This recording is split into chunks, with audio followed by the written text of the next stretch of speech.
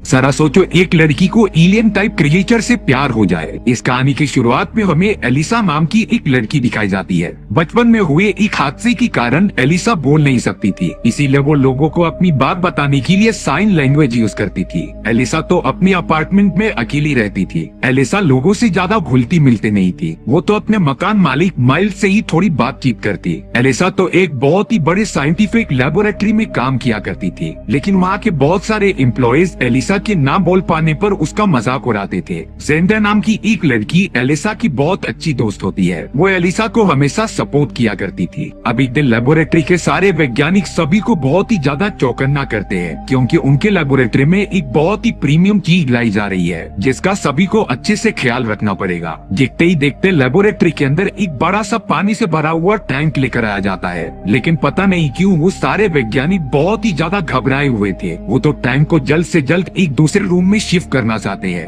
Elisa जब उस tank के थोड़ा सा पास जाकर दिखने लगी थी, तभी अचानक उसके अंदर से किसी की चिल्लाने की आवाज आने लग जाती है। एलिसा और जेंडिया तो बहुत ही ज्यादा डर गए थे कि इसके अंदर क्या मौजूद है, लेकिन वहाँ पर मौजूद सारे वैज्ञानिक उनके सवाल का जवाब दिए बिना ही बड़े से टैंक को लेकर दूसरे कमरे में चले जाते हैं। अब यहाँ अगले दिन कर्नल चार्ल्स उसी रूम से बाहर आ रहे थे। चार्ल्स के ऊपर ही इस पूरी मिशन की जिम्मेदारी होती है, लेकिन इस वक्त चार्ल्स के हाथ से बहुत ही ज्यादा खून निकल रहा था। वो तो थोड़ा सा आगे आकर एकदम से बेहोश हो जाता है। सारे वैज्ञानिक और सिक्योरिटी ऑफिसर्स चार्ल्स की मदद कर रहे थे उसकी ट्रीटमेंट करने के लिए, और अब एलिसा और जेंडिया को ये काम दिया गया था कि वो उस रूम को जल्द से जल्द साफ कर दे। एलिसा जब उस रूम के अंदर गई तब जमीन पर काफी सारे खून गिरे हुए थे, जो ऑब्वियसली कर्नल चार्ल्स के ही होंगे। लेकिन शॉकिंग बात ये थी कि एलिसा को जमीन पर चार्ल्स की कटी हुई 2 उंगलियां भी मिली थी, पर ये कैसे हुआ उन दोनों को बिल्कुल भी नहीं समझता। एलिसा और जेंडिया उन उंगलियों को संभाल कर रख देते हैं, पर तभी एलिसा उस बड़े से वाटर टैंक के पास जाकर टच करने लगी थी। थोड़ी देर बाद एलिसा ने देखा कि पानी के अंदर से किसी का दूसरा हाथ बाहर आ रहा है, और अब वाटर टैंक के सामने एक अजीब तरीके का एलियन क्रिएचर आ जाता है। ये क्रिएचर एकदम इंसानों जैसा लग रहा था। उसके 2 हाथ थे और 2 पैर, जैसे कि वो कोई पानी में रहने वाले मरमेड हो। वो क्रिएचर तो एलिसा को काफी बारीकी से देखने लग जाता है, लेकिन अब रूम में बहुत सारे वैज्ञानिक आने के कारण क्रिएचर डर के पानी के अंदर चला गया था। एलिसा और जेंडिया को साफ सफाई करके यहाँ से जाने के लिए कहा जाता है,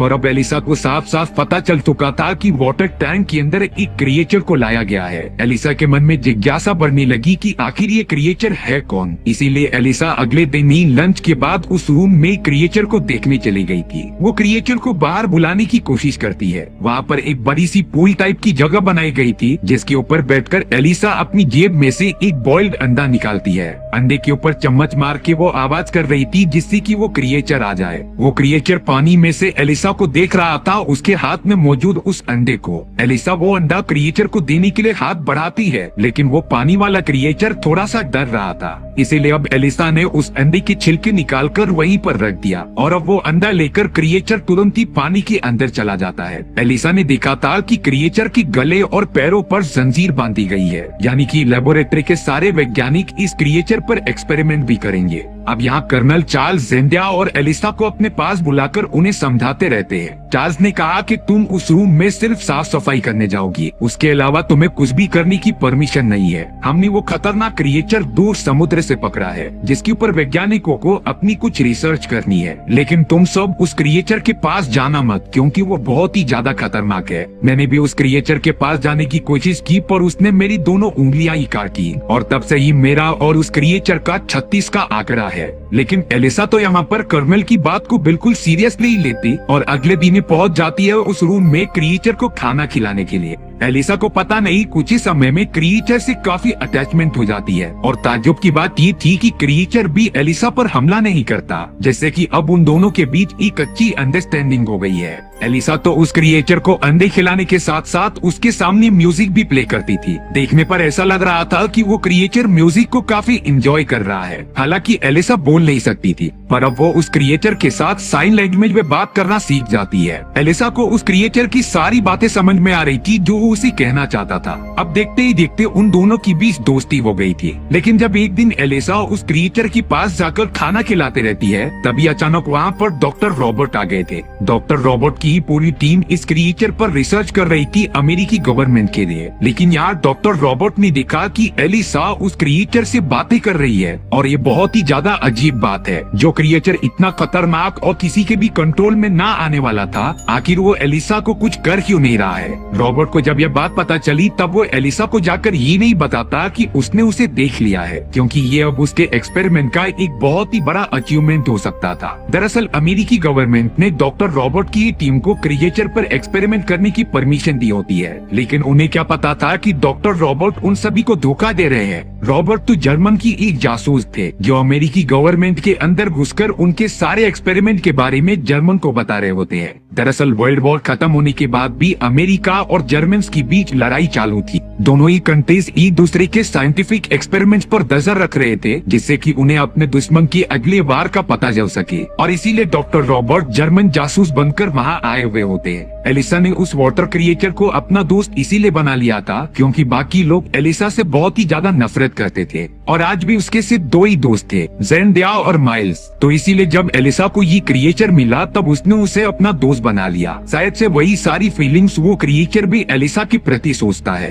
अब एक दिन एलिसा जब उसी क्रिएचर से मिलने आती है तब उसने देखा कि क्रिएचर को जंजीर से बांध दिया गया है और अब उसके बॉडी पर बहुत ही ज्यादा चोटें लगी हुई है। एलिसा क्रिएचर को निकालने की बहुत कोशिश कर रही थी, पर तभी एलिसा लेबोरेटरी में किसी के आने की आवाज सुनकर एक दूसरी जगह पर जाकर छूट जाती है। उस जगह पर और कोई नहीं बल्कि कर्नल चार्ल्स आ चुके थे, जो अपने हाथ में इलेक्ट्रिसिटी का झटका देने वाले स्टिक को लेकर क्रिएचर को टच करते जा रहे थे। उस वाटर क्रिएचर को इन सारी चीजों से बहुत ही ज्यादा दर्द होता है। यहाँ एलिसा भी उस क्रिएचर को बचाने के लिए कुछ कर नहीं सकती थी। अब देखते ही देखते उस लेबोरेटरी के अंदर सीनियर ऑफिसर आ जाते हैं। वहाँ पर तो डॉक्टर रॉबर्ट की टीम भी मौजूद थी। चार्ल्स ऑफिसर को बताते हैं कि हमें ये क्रिएचर अफ्रीका की समुद्र में से मिला। अफ्रीकन लोग पता नहीं क्यों इस क्रिएचर को अपना भगवान मानते हैं, और ऑफिसर कह रहा था कि क्रिएचर की ऐसी लाचार हालत को देखकर लगता नहीं कि ये कोई भगवान है, लेकिन ये अमेरिकी गवर्नमेंट के लिए एक बहुत ही अनोखी खोज हो सकती है। और ऑफिसर कह रहा था कि अगर हमें इस क्रिएचर की और जानकारी करनी है तब हमें इसे जान से मार कर इसकी बॉडी का पोस्टमार्टम करना पड़ेगा। लेकिन यार डॉक्टर रॉबर्ट इस बात को करने की साफ मनाही कर देते हैं, क्योंकि ये क्रिएचर बहुत ही ज्यादा एंटीक है और शायद हमें इसके बाद ये टाइप की क्रिएचर कभी मिले भी ना, इसीलिए हमें क्रिएचर को जिंदा रखना पड़ेगा। लेकिन यहाँ ऑफिसर और चार्ल्स ने अपना मन बना लिया था इस क्रिएचर का पोस्टमार्टम करके अंदर की सारी चीजों को देखने का। डॉक्टर रॉबर्ट सीनियर ऑफिसर से रिक्वेस्ट कर रहे थे, लेकिन ऑफिसर ने कहा कि मेरे कंधों पर मल्टीपल स्टार्स लगे हुए हैं और मैं जो चाहूंगा वो करूंगा। सीनियर ऑफिसर ने चार्ल्स को परमिशन दे दी होती है कि वो इस क्रिएचर को मारकर पोस्टमार्टम करना स्टार्ट करे। यहाँ डॉक्टर रॉबर्ट भले ही जर्मन की एक जासूस थे,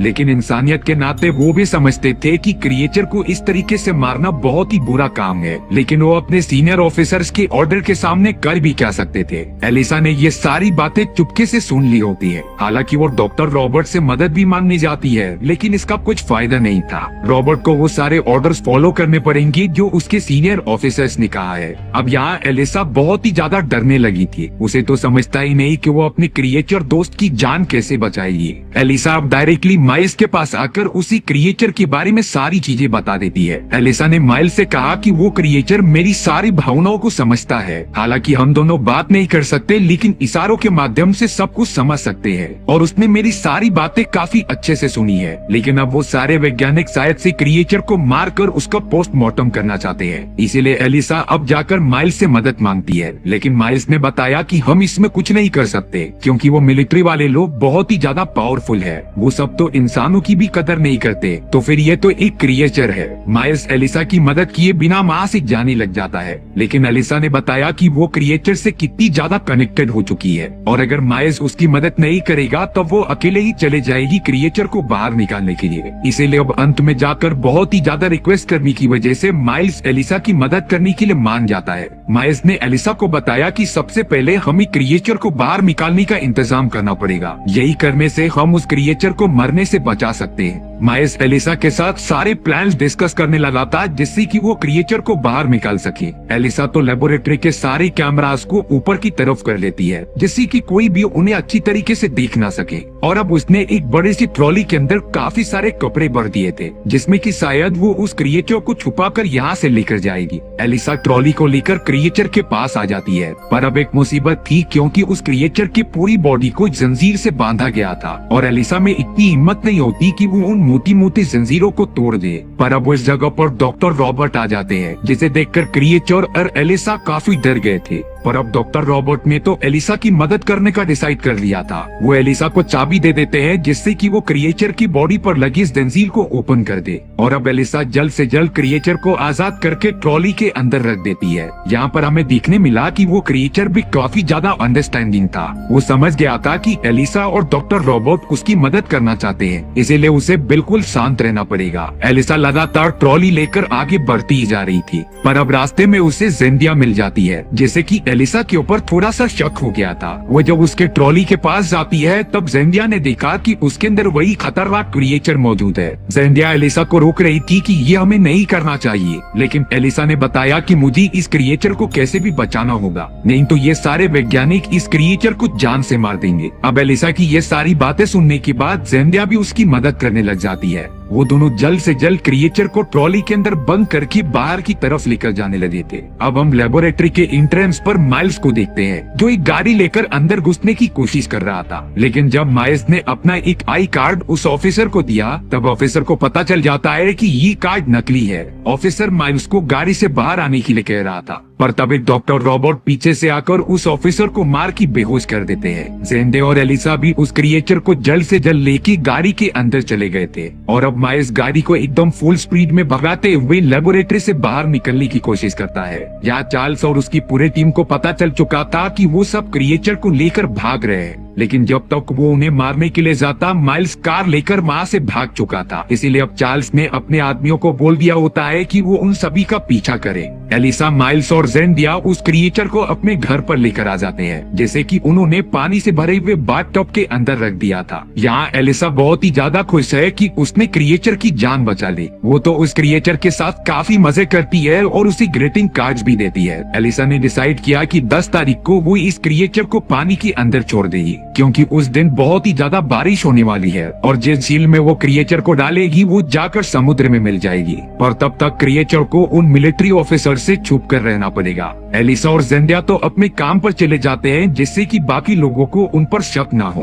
क्योंकि अब चारों तरफ की सिक्योरिटीज कैमरा की छानबीन की जा रही थी दोषियों को पकड़ने के लिए। यहाँ माइल्स अकेला ही उस क्रिएचर की देखभाल कर रहा था। अब कुछ घंटों बाद माइल्स की आंख लगने की वजह से वो सो जाता है, पर अब वो क्रिएचर तो बाथटब से बाहर निकल गया था, जो पूरे घर में घूम घूम कर कुछ खाने के लिए ढूंढ रहा होता है। तभी उस क्रिएचर को वहाँ माइल्स की एक बिल्ली मिली थी। क्रिएचर ने तो डायरेक्टली जाकर उस बिल्ली का पूरा सर ही खा लिया था। माइल्स जब क्रिएचर को इस हालत में देखता है तब वो काफी चिल्लाने लगा था। वो क्रिएचर तो काफी ज्यादा डर गया और वहाँ से भागने लगा। भागते हुए उसके नुकीले हाथों से माइल्स को थोड़ी सी चोट लग गई थी। थोड़ी देर बाद जब एलिसा अपने घर पर आती है तब वो माइल्स को चोटिल देख रही थी, लेकिन माइल्स ने एलिसा को बताया कि इसमें उस क्रिएचर की कोई गलती नहीं है, बल्कि वो तो थोड़ा सा डर गया था, इसीलिए तुरंत वो बाहर भाग गया। वो थोड़ा सा घबरा गया था, इसीलिए उसने गलती से ये सारी चीजें की। एलिसा जल्द से जल्द बाहर जाकर उस क्रिएचर को पकड़कर वापस लेकर आ जाती है। एलिसा के समझाने पर क्रिएचर को सब कुछ अंडरस्टैंड हो गया था, इसीलिए वो माइल्स के पास जाकर माफी भी मांगता है और उसका हाथ अपने सर पर रखने के लिए कहता है।